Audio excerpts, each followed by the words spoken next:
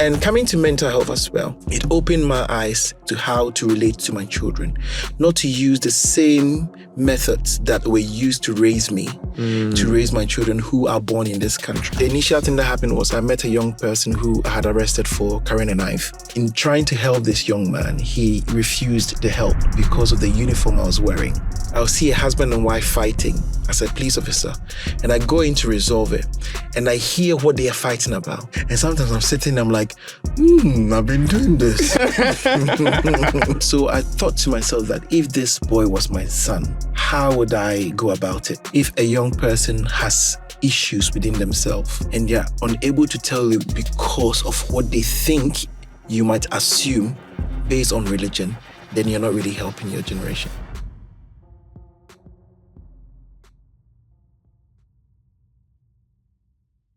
Ladies and gentlemen, welcome to another special episode of The Shelf Conversation. Today, I've got a passionate advocate for youth empowerment and community voice. He currently serves as the Community Engagement and Co-Production Manager for Children and Young People's Mental Health Services at North London NHS Foundation Trust. He also holds the position as one of the governors on the governing board of this trust. In his role, he is dedicated to amplifying the voices of young people and families, ensuring they are at the heart of shaping support and systems around them. Many people know him for his music, but today we are here to explore the other side that many people do not get to hear much about. So today, I would like us all to make a round of applause to welcome King Ejapon. Thank you. Woo! Thank you very much. Thank you very much, King, for making this happen. It's been a long time coming. Yeah. And I have actually observed you both afar and very near, and I can see your passion for young people. Can you tell us or take us back to what really inspired you to start this journey in mental health? So I think mental health really isn't a profession that I initially intended to go into. Okay. So I started off as an administrator with the current North London NHS Foundation Trust back in 2013. And the job I was just doing medical records. Mm-hmm. And that was when I had come from Ghana, and I was just looking for something to do with my university degree as a human resource student person. So that was the first job I ever had. And then as time progressed, I realized that, I'm in this environment, I just needed some form of progression. Yeah. So I became a ward clerk. Mm-hmm. And then from there started some studies. I had to do I was part of the first batch of the Nursing Associate program at Middlesex. And from there, I joined the police. So after I joined the police, that was where I then came in contact with real life situations of mental health, people faced with mental health. And in that process, I started working with a lot of young people within our pupil referral units, young offenders. Yeah. So that was where I saw myself as that was where the passion came about, because in church and in other youth environments, they see you as an uncle, as a mentor. Yeah. But I never saw myself to be doing it as a job, doing it in the community.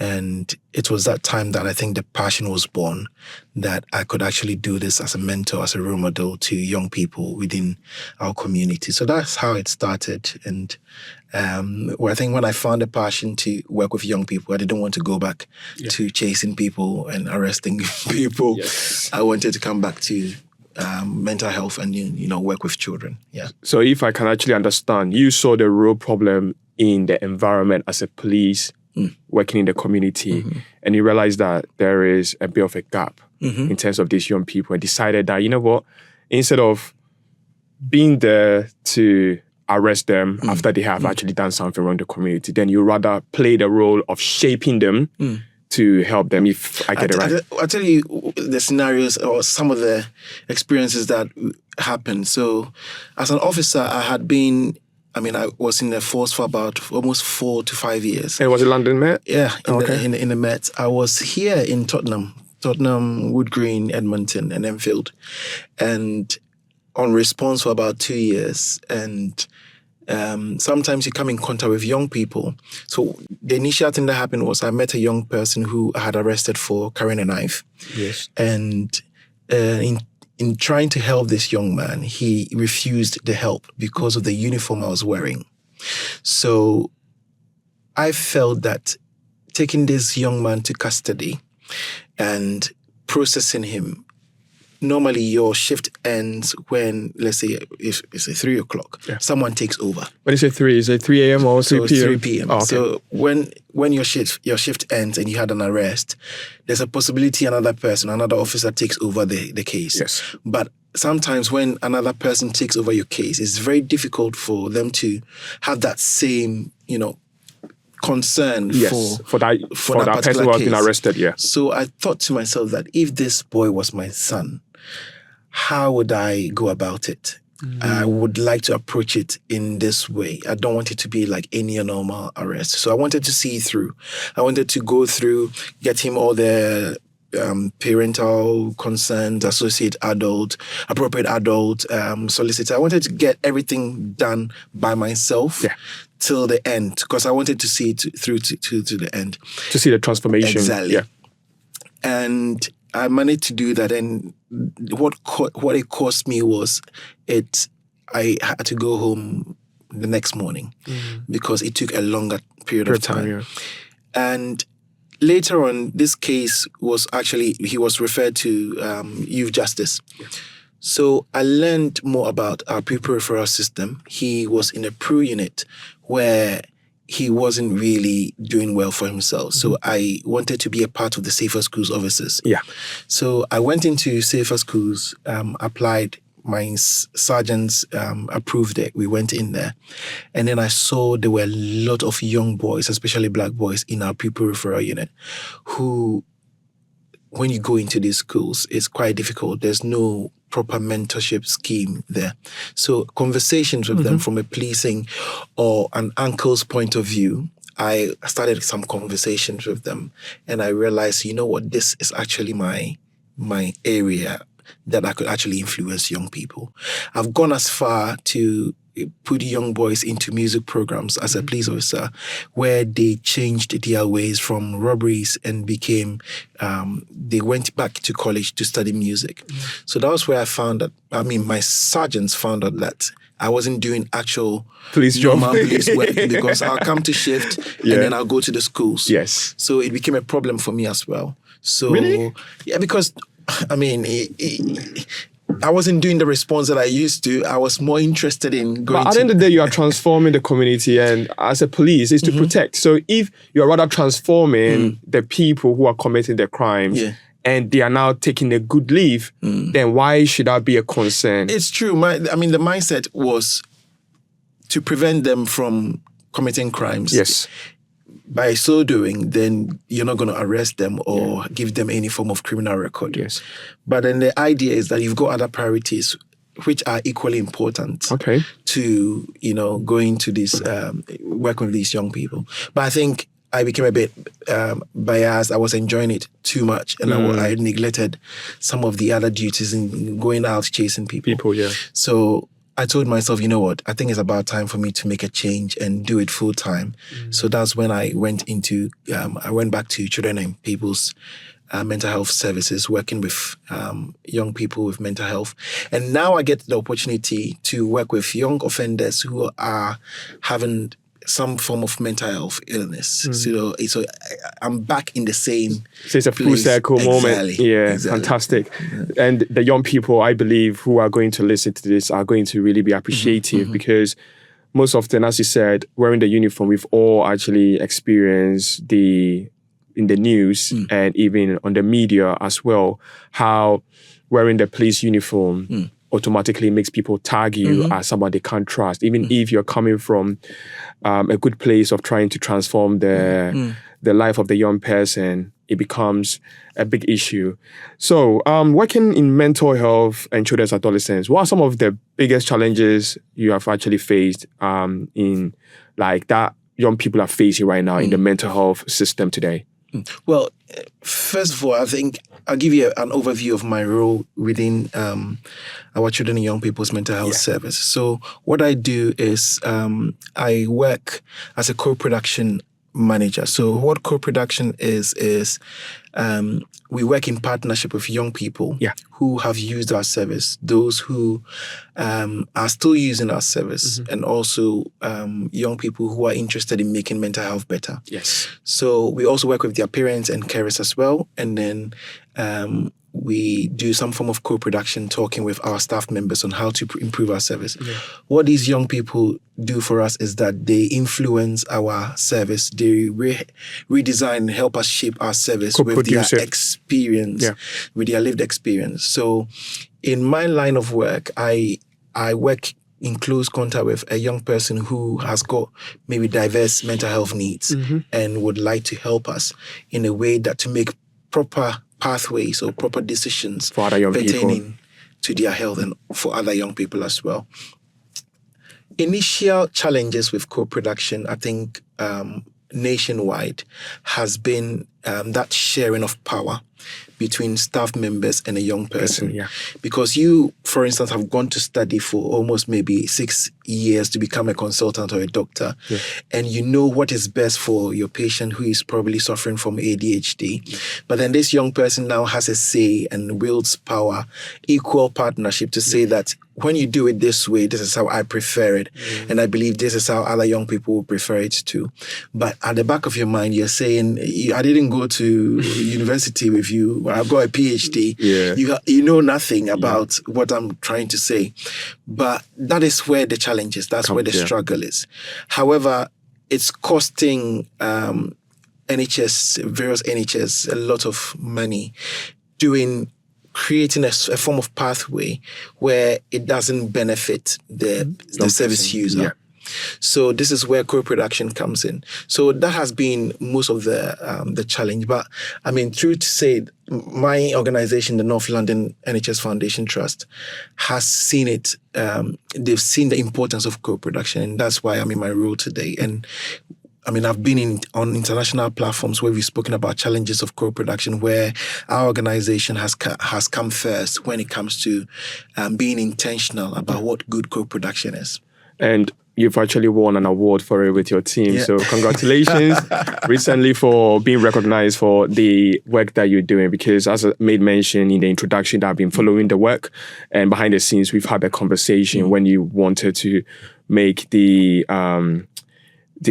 switch, which we had a very, very heart-to-heart conversation. Like, are you sure you want to make this switch? Because I am in that field, and thank God right now I'm also working with young people. So all these are experiences that I can actually take to be able to see how I can actually help a young person. So apart from the medicine side of things, I can see socially, what can we include or implement to be able to make the young person be better managing their own kind of condition. So well done for doing that with your work. And to ensure that mental health services for young people are truly meeting their needs, what can be done apart from co-production? Yeah, I think it still comes back to, after you've done co-production with young people, you've gone to seek their views on certain matters. For instance, we are talking about a new neurodevelopmental pathway that will be helpful for our young people in our community. It doesn't end there. The next step is feedback. Because you want to keep them in a better feedback loop where you let them know that, you know what, we took your concerns, we have spoken with senior leadership or whoever makes the decision, and this is what they're saying about it. Sometimes they may not agree. Other times too, they might bring other ideas. There must be a particular feedback loop where they're able to share their findings with the young person. This is what I do. I pick our service users and then I put them in the managers' forums. Yes. I put them in wherever the decision is being made. And then you plant them in there to make sure that co-production is at the heart of what the organization is doing. So whatever conversation is going on, I am not the only person going to listen and feedback to them. They will be there to be able to make that decision with you. So in terms of improving the service together, we all do it together from scratch, from the beginning and not from the middle. And that's how a perfect system for co-production and listening to people should be. There must be that listening aspect of management. There must be that intentionality to ensure that this is what we have decided or this is what we have signed up for, and we are going to go through with it with young people.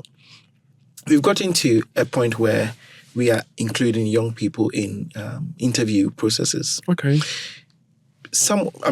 One of the best tools to have in co-production is having a service user sit in your interview paneling, because they're able to tell you, or they're able to catch people unaware. People, when you're going for an interview, you study, you read a lot of things. Some people even memorize things. They are aware of certain generic questions that are about to be asked. But when there's a service user in there and they present to you a real life situation, now it gives us the real you. It gives us the real compassionate person, and it gives us real answers from you, not answers you have memorized. So even in a way, including young people as part of your panelists, even saving the NHS and the trust some huge amount of money. You can say it, yeah. Yeah. Because if you came for an interview and I do know that there are people who actually go into a job just because they want a job. Yes. And with certain areas like care, yes, you have to have that calling or passion to be able to do it. If you don't have that passion or calling, that is when people do their job wrongly because they do not care. And I think the first thing I learned when I went into nursing, one of the things my professor told me was that look after every person as if they were your mom or your sister. If you're that person who just came that you wanted a job and a pay, then I'm afraid you'll not be doing the job like exactly as it's supposed to be done. It's supposed to be done. So when you're faced with somebody who has lived through it and they ask you a real question that you're supposed to actually answer coming from your heart, not something you've memorized from what you've studied in school. And these are some of the things that helps us to be able to make better decisions. That's really good, honestly speaking, because working in the NHS helps you to meet a wide range, caliber of people, and every single person, although all of us have good degrees, but the core reason why certain people come to work or why they provide a certain service, as you said, it actually varies. And you will get to find it through how they respond to queries, honestly speaking. Because with me, my passion in mental health didn't just come from me just one day waking up and I said, I'm looking for a job. It took me some time. And I'm even surprised because a lot of people tell me this, that why did you choose this? Because lots of people, as we are speaking, there's just so many people in the healthcare field. They've gone to the School of Pharmacy or School of Medicine, but you're trying to find which field do they belong or do they want to practice. But a lot of people, whenever I tell them like this, that I found my path, they get surprised. And as you said, it boils down to the passion. What have you experienced? What have you seen? What do you think you can contribute to make it differently? So great job that you are doing with the young people. And do you think the schools, families, and communities play a very vital role in shaping the mental health of young people? Oh, yeah. And I think, so community is very important in shaping mental health. Myself and you, our backgrounds is from Ghana. Yes. In Ghana, community shapes you to be resilient when it comes to things that, let's say, the environment throws at you. Yes. An example is if someone told you that your shirt you're wearing is not nice. In Ghana, you would definitely have a response for the person who says that to you. Yes. in the UK here with our young people, when you tell someone that your shirt is not nice, they don't really give you a rebuttal or a response. They just take it so deeply within them, think too much about it, and then they start causing problems. The environment that you live in shapes you. It's true. So in our schools, in our communities, some of the things that we're trying to do is to create awareness for things like mental health, trying to let them know that it is very normal to discuss things like mental health. We partner and work with schools. We partner and work with our churches, our mosques, because we all know that there's some form of stigma that comes with our backgrounds when it comes to people of our Black descent or people who are very religious. So in such environments, we tend to, because we know that it is very essential that your environment or community shapes you, it is very essential that you actually have some form of awareness when it comes to mental health. Fantastic. Thank you very much for actually taking us on that path of how the community actually shapes our mental health. And you're solely right, because as you made mention that we growing up in Ghana, we have been brought up in a certain way that we have to be strong. We have to not let anyone talk down on you, like fight back. So we come in over here in the UK and we see that it's not every young person who can, have that kind of resilient mindset. Some of them, the words that come out of your mouth is as sharp as a knife that will actually, cut them deep. And they might not, express themselves, but deep within themselves, as time goes on, it tends to accumulate and it shapes their mindset, and it ends up they thinking that no one likes them because it's like negative energy being thrown at them and everything. So if you're watching this, we have to be very mindful of our words that we throw at young people. Even if it's negative, we need to find the nicest way, because all of us, we know the difference between feedback and criticisms. And sometimes the thin line between feedback and criticisms is how you actually present it. So thank you very much. I'd like you to take us on the pathway of your role as a governor in a mental health trust. What does your role involve? I think that's the smallest role, but maybe you see it as a but it's very impactful. Big one. So as a governor within NLFT, North London Foundation Trust, I think what our role is we serve as advisors. It's an advisory role to our senior executives. So our execs, which includes the chief executive, they have their board of governing the whole, overseeing the whole North London NHS Foundation Trust. And our role is to advise them on things that they're doing already, policies and finance. It covers like a variety of things that are happening. Currently, I am the deputy chair for our community engagement membership, which is another committee within the governor roles. And what we do is focus more around what I do already in my job, as in engaging more with our communities within North London. So, we only serve as an advisory board, and we help them in making decisions. I would say it's co-production Pro Max. Oh, okay. That's really good. And how do you, as a body, help to shape the strategy and accountability of the trust?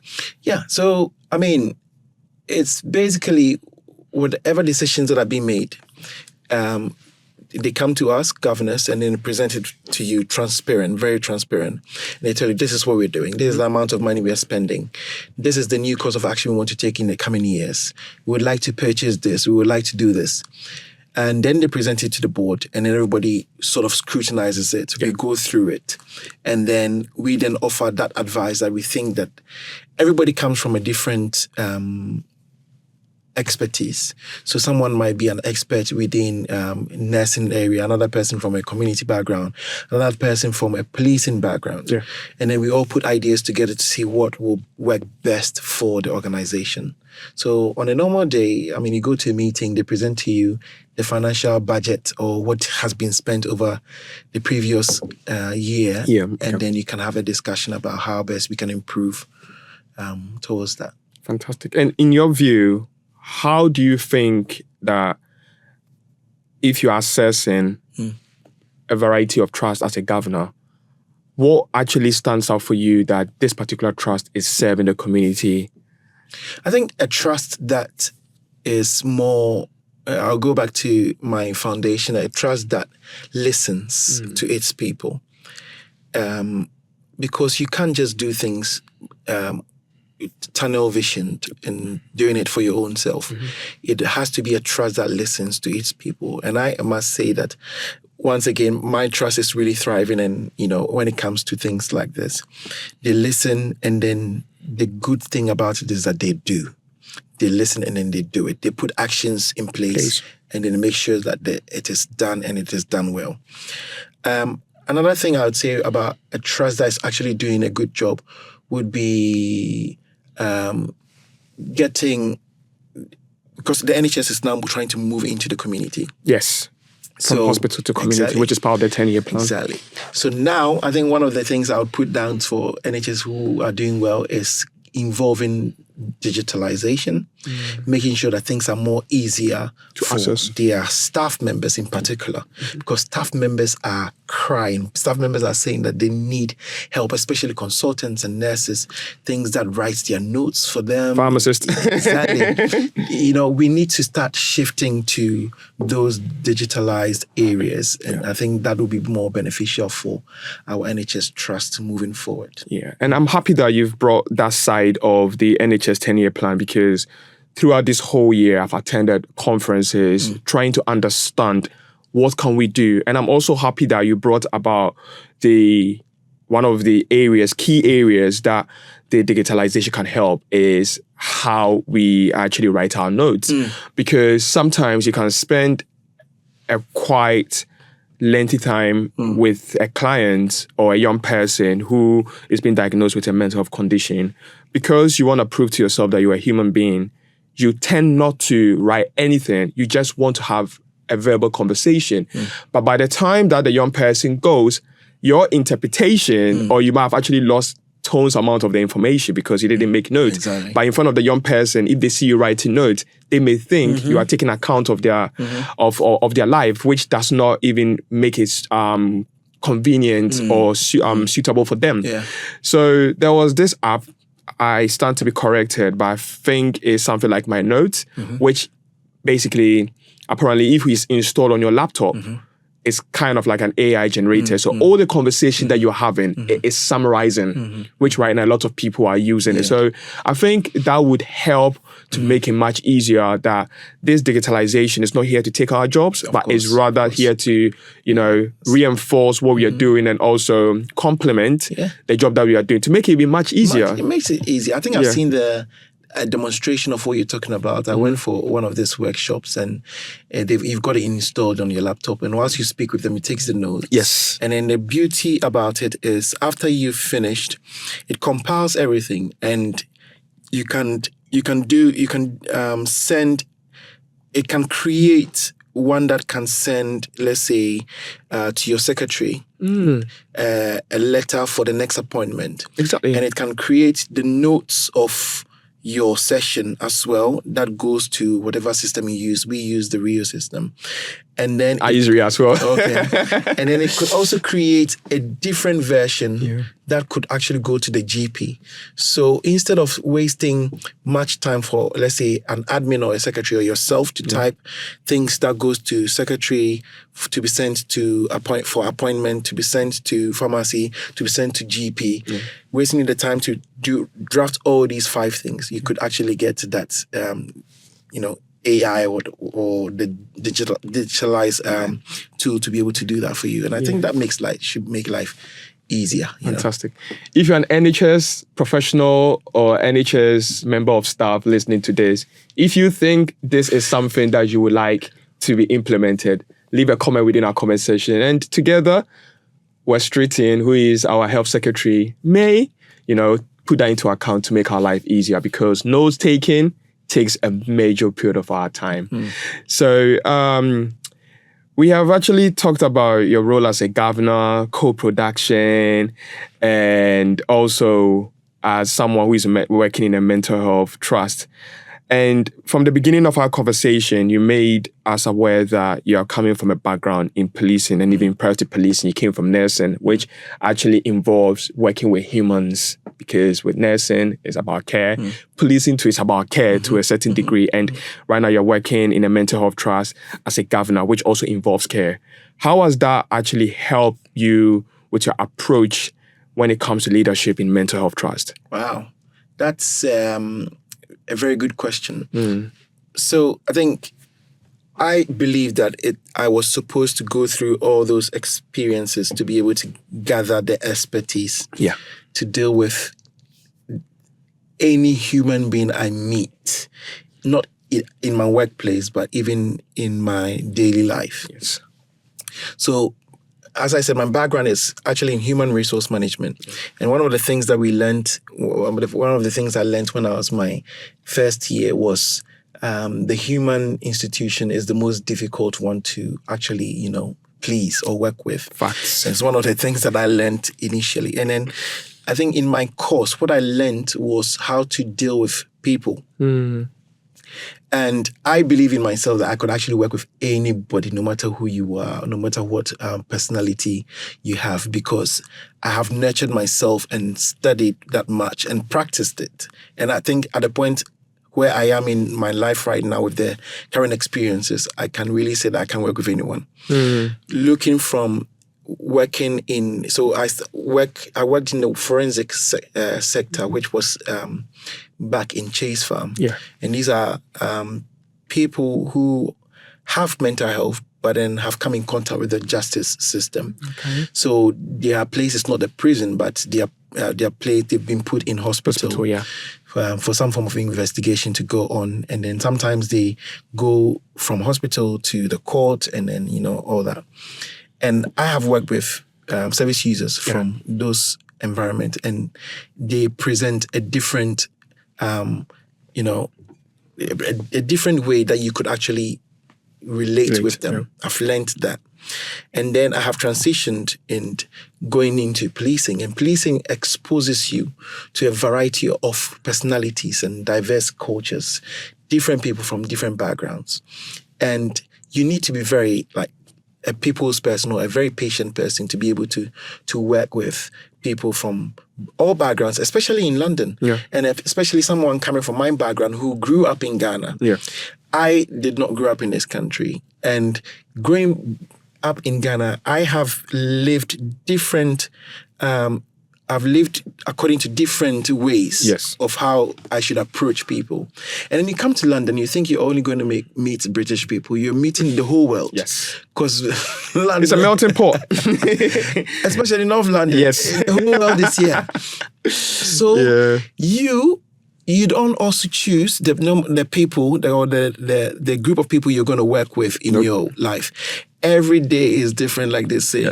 You meet someone from a different background, someone who doesn't like anything at all that you've ever liked. It teaches you, and through that period, you learn to understand how people think. You learn to compromise. You learn to always think before you even speak or act, because you never know what is good to the next person or what is bad to the person. A perfect example is when we're doing our policing, and they were teaching us that when you're speaking with somebody and they start looking to the left or to the right, it means they're telling lies. If they're not looking straight into your eyes. And I'm sitting in that class and I'm thinking, what if I'm shy? Wait, in Ghana, when I look straight into my elder's eyes, it means I'm rude. So how can you not understand? So these were some of the things I also had to teach my colleagues when we were back in Hendon. Yes. That no, not every person who looks to the left or right and cannot look into your eyes is telling a lie. Because in my culture, when you look straight into the eyes of someone, or especially an elder, it means that you're very disrespectful. Yeah. So the experience you gather from all these areas and getting to where I am now, working with young people and children, I tell you that I've learned the most even working with the young people, because they tell you things as it is. Yes. That, no, this one is not good. What you're doing is not right. And then sometimes you think you've gathered all the experience in the world. And then a young person who is like 9 years old just tells you that, no, that's not how it's done. And then you go and check with everybody else, and apparently things have changed. Yes. Things have changed. So I think the experience and expertise really helps me in my role to be able to deal with especially situations that come abruptly, risk situations, things that happens just out of the blue. And the first thing is calming down, trying to see things from other people's perspective. Second thing is listening. Yes. And then after you've listened, what do you do with it? Fantastic. If you are listening to this is still the Shelf Conversation podcast, and right in front of me is King Japan. If you have missed any part of our conversation, I would advise you and entreat you to please take a pause where you are, take a step back, rewind, and try and catch up from the conversation from there. Because as I always say, every part of every episode is worth a great amount of information that will go a long way of helping to shape how you see mental health and how you could also educate yourself when it comes to people's mental health. And if you found this conversation very useful and impactful, please don't forget to share it with other people as well. And as you're sharing, you're subscribing, and you're leaving within the comment section what we can do differently, or what the conversation we are doing, what you could also contribute to make us all in the community to learn from each other through our experiences. So, King, coming back to what we were discussing, which was about how your experience in nursing and policing has helped you to become a great leader in a mental health trust, which is the North London NHS Trust. Going forward, with all this work, I believe we live in a part of the world whereby equity and representation helps us to see stuff differently. Through your whole career journey to where you are right now as a governor, how has your experience in equity and representation helped you to shape children's mental health? Yeah. So I currently work with our EDI staff members, which is Equality, Diversity and Inclusion. And initially when I started joining these conversations, my mindset, just maybe other people who may not have also understood it like me, I thought equality or diversity was, going back to Ghana, we didn't have any, the reason was we thought it was white and black. Okay. In Ghana, we didn't have any other nationality, which was just all of us. So coming here and hearing mostly things that were happening, I thought, okay, diversity was only maybe black and white. But then learning from all these experiences, living here and then working in nursing, policing, I realized that diversity is very, very vast. Yeah. It's not only about race. It's also it could be about age. It could be about sex and gender. It could be about life experiences that people have. It could be culture. Yes. It could be language. So working with people and trying to be or being inclusive or being equal or being diversified, you really need to, I think it's very, very quintessential in having these principles, as in treating everybody as a human being. The moment you do understand that, let me treat this person, let me see this person as human. You don't see the other characteristics, like, you don't see color, you don't see cultural backgrounds, because then you want to help somebody who is just as yourself. So this is how I approach most of my situations.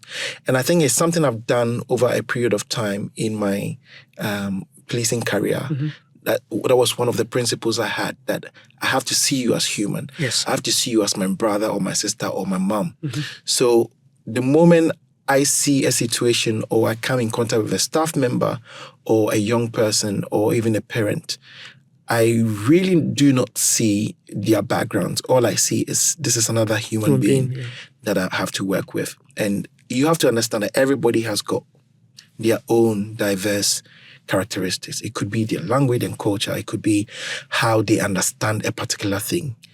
You can never get a grip on who a particular person is. Just treat them as human. And that's very, very powerful, viewers and listeners, because the moment we start to remove the barriers and start treating people as humans, we don't tend to see any kind of barrier that would help and inform our judgment of why should I treat this person this way? Because you're seeing color, because you're seeing their age, because you're seeing their gender, because you're seeing their sex. But the moment that you decide to see the person right in front of you as a human, it makes life much more easier. And that is what King has actually shared with us. And I actually resonate with it because working with people, that is the first thing that comes into my mind whenever I'm walking onto my ward to go and see a client, or I'm working in the community and actually need to respond to a query. The first thing that comes into my mind is you are speaking to a human being. Therefore, make sure that the decisions that you are making, you are considering the emotions, what the person is going through, first of all. Second of all, is that an advice that you yourself is going to take if you are the one who is recommended that? So I think that's something that all of us can actually learn from by treating people, the clients, the young people as humans. And let me add to that. If you are a staff member out there and you're struggling with making things very equal for people, or you're struggling with the word equality, my mom used to do this thing. So when they, back in Ghana, when they travel and they bring you bread. Yes. And because you think you are the eldest son and you've got other siblings, your mom gives you the bread to share it for all your siblings. But I want you to see equality as this. This is what my mom used to do. Because she wants you to share the bread so equal, she tells you that you share the bread, but after you've divided them into pieces, you would be the last person to have your pick. Yeah. So it doesn't even matter if you are the eldest or the youngest. If you were sharing that bread and you knew that you'd be the last person to pick, how would you share the bread? Or make sure that I share it in a certain way that I'm able to also get a pick. You make sure that it is very equal. So that if you're the last person to pick, because you know the first person, if you share it and there's a bigger portion, they're gone. Exactly. The first person. I love that analogy. Yeah. I love it. So as a staff member in the NHS, if you feel like, you know what, you do not understand what equality is, just see it this way, that whatever you're doing, every pathway you're creating, every policy you're making, you don't want to think too much about who is going to favor the most. Just think this way, that if you were the last person to use that service, how would you make it equal to everyone? And it comes that also actually adds up to an advice that I heard from a former president of Ghana, that he said, during the time that he was a president, he was an able man. He was working. They didn't need the support. They didn't need the aid. But one thing that he did with one of the government buildings at that time, because you know how in Ghana, lots of people use wheelchair and all of those, but no one has taken a step and thought about that. I'm talking about back in the days, not even now, of how does the one in the wheelchair, how did they access the public transport? Because over here in the UK, our buses have got this ramp that the one on the wheelchair can actually get on there. Because in Ghana, we use trotro, which is the trotsky, and we have not considered this. However, this president decided to create a ramp. At that time that he was creating it, lots of people didn't think about it. But one thing that he said was that if you're a leader, make sure that whilst you're in position, every decision that you take, any reform that you do, make sure that you'll be proud of it when you're out of power, because you'll be at the receiving end. Exactly. So he created a ramp. He never knew that one day he was going to be in a wheelchair. But when they did the state burial for the late J.J. Rollins, he assessed the government. I don't know if it's Accra International Conference Center. Whoever is listening or watching, please, I stand to be corrected. Correct me in the comment section. But he made those kind of provision. And when the presenters were talking about, when they were doing the coverage, and he was able to easily assess whereby there were steps, that was when the presenter said it, that he had an interview with him, and this is what. So he being in a wheelchair today, he's able to easily navigate in every government institution because of decisions he made. And he was a president between 2001 to 2008. But in 2025, he's benefiting. So if you're a leader, this is something that you can also take into account, that today you might be the boss of a certain kind of area, but are the decisions you are making today, 25 years to come, 50 years to come, if you are still alive, or even if you're not alive, and any of your... It's just like someone saying that they don't want to take their parents to the care home. Because of what they have seen in the care home. Meanwhile, you're the manager of the care home. Exactly. So what can you shape when you're in a position of leadership? Because remember, it will come back and you'll be the one at the receiving end. Would you want to actually benefit in a good way? Or are you going to complain? And if you're complaining, who are you complaining to? You were once a leader. So let's take that into account. So, King, we are actually getting to the end of our conversation, but I will not be able to end this conversation without chipping in. You're a father. You're a husband. Yes. You're a musician. Yes. And I believe you're a father of 3 kids? 3. Are you about to say 5? You're a father of 3 kids, and you work in an area that takes a lot of your time with young people.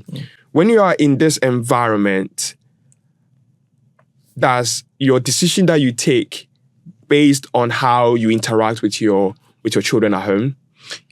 You know what? Learning from experiences. So I know this saying that a wise person is one that learns from his mistakes, and a wiser person is the one that learns from others' mistakes. Example is when I was in the police, the police shaped how my marriage is perfect now. Because the thing is, I would go into a domestic, I'll see a husband and wife fighting as a police officer, and I go in to resolve it, and I hear what they are fighting about, and I hear the stories and the viewpoint of the wife and the viewpoint of the man, and sometimes I'm sitting, I'm like, I've been doing this. Okay, but my wife hasn't said anything yet.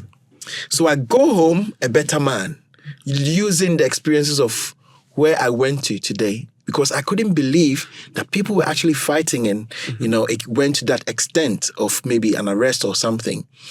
And coming to mental health as well, it opened my eyes to work with young people, it opened my eyes to how to relate to my children, not to use the same methods that were used to raise me, to raise my children who are born in this country. Which means we have to unlearn a lot of stuff. Exactly. Yeah. Sometimes you have to apply the things you were raised up with. Yeah, there's some good stuff. At other times as well, you have to adapt to what is current at the moment. So I go into work and I hear a young person tell me what they're going through and the history of how it all began from their school or from a parent or a family member.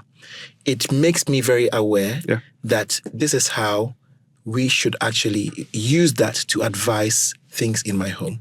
So I would say that my job has really influenced my learning and how to relate with my family currently. Fantastic.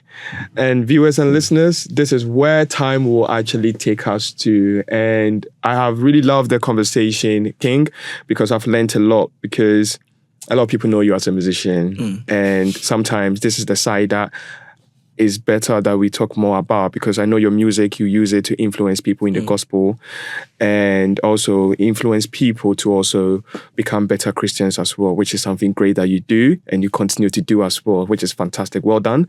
But this is the side that most of the time we tend not to have people from your background as a Christian to, chip in their views, because most of the time, one thing that in our community that we come from, one of the areas that we tend to fall short of is we are better Christians.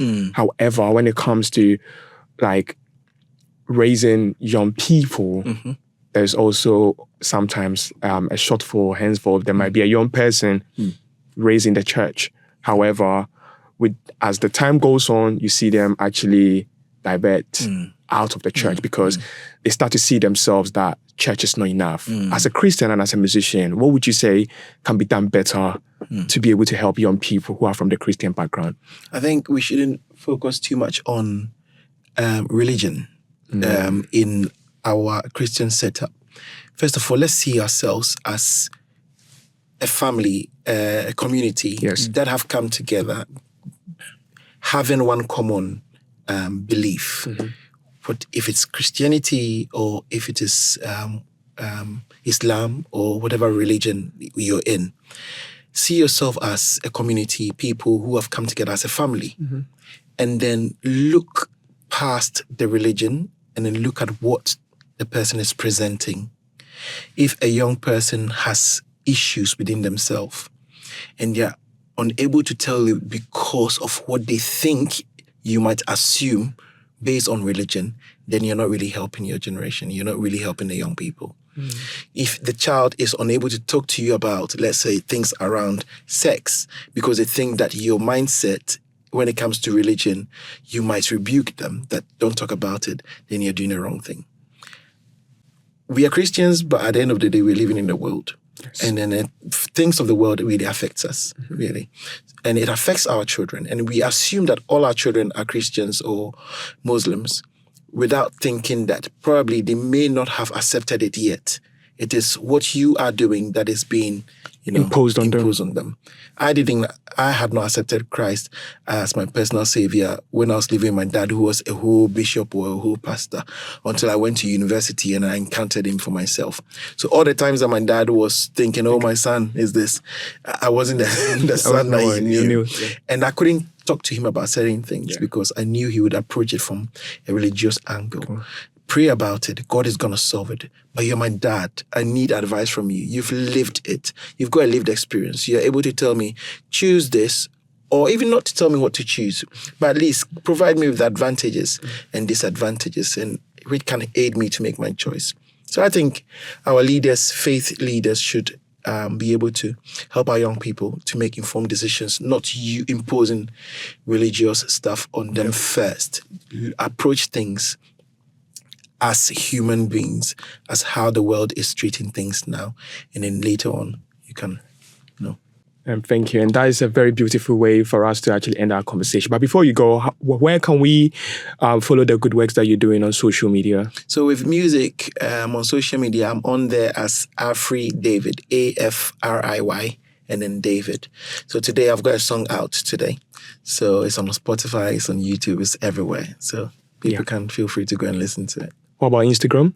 Same name, Afri David. And YouTube, same name? Same name, everywhere. On that note, thank you very much, King David Ejapon. I've said your full name. Thank you very much for granting our invitation when we called you in, and hopefully we'll be able to grant you, or you'll be able to grant us the same opportunity when you are called back into our studio. No problem. Thank you very much, and have a great day. Cheers. Thank you.